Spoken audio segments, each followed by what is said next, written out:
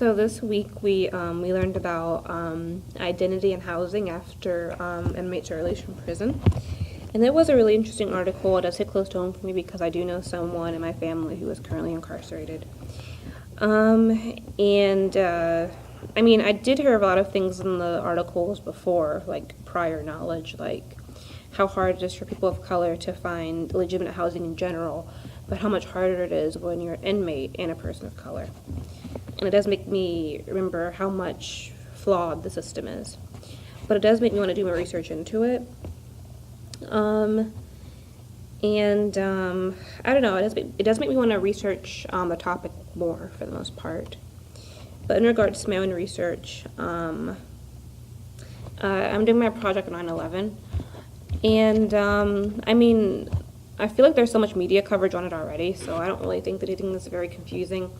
But I am curious as to how, this gonna sound kind of morbid, but I do wonder, like, how long does it take for law enforcement to, how do I word this? It's like, so many people died, but it's like you can't keep track of it really, so it's like the number could be much higher or lower than what we were told.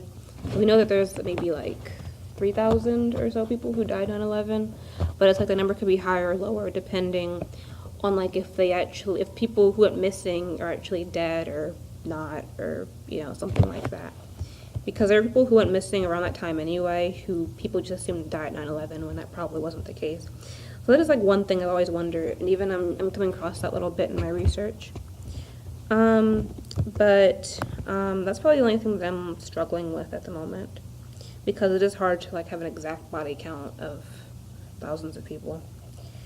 And if I had one tip to share of my own with the class, in terms of how to set up a good grade for a paper presentation, I would say like remember to edit a lot, and remember to read your paper out loud.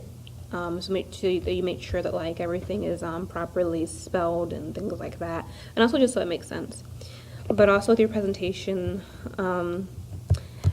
like write it and practice it as if like you're really going to present it to an actual class, and make sure that it makes sense for the most part. And just double check all of your work, because if you come up with bad information, like wrong information or something like that, then your research isn't accurate and it's not very valid. So I would just suggest that for tips for students, because I've done a lot of research and I've done a lot of presentations and things like that, so I do have some experience with it. But yeah, I like the article from this week, and I like that it pushed me a little bit more for research with my own topic. So thanks.